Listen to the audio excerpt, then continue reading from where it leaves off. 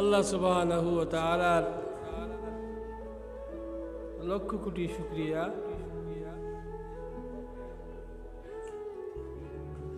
যে আল্লাহ আমরারে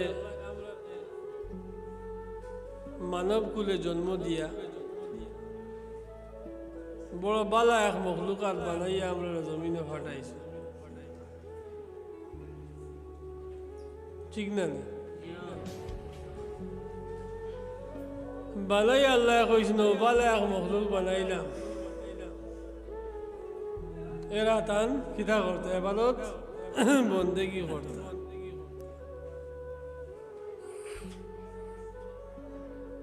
বানাইয়া কইছেন না বালা বানাইছি আমার ইবাদত করার লাগে।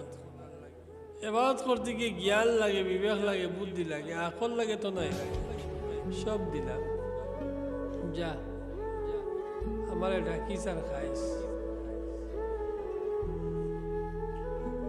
ও জমিন আল্লাহ আশরাফুল মখলুকাত হিসাবে মানুষই আল্লাহ পৃথিবীতে দিল।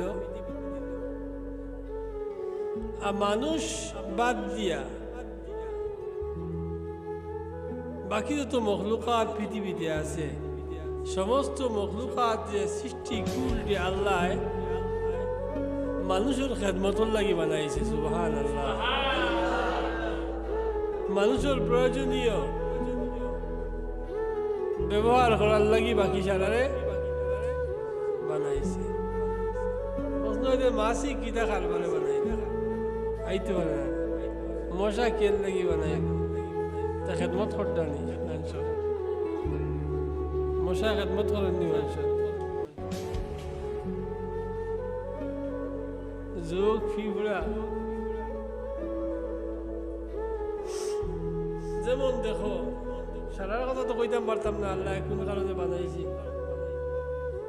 কিন্তু আল্লাহ কয় সুবহানাকা মা খালাকতা হাযা বাতিলা। এমন কোন জিনিস নাই যেটা আল্লাহ বেকার বানাইছে না, কিচ্ছু নাই, সব আল্লাহ কার বানাইছে। সব কিতা বানাইছে দরকারের লাগি বানাইছে, বেকার বানাইছে না।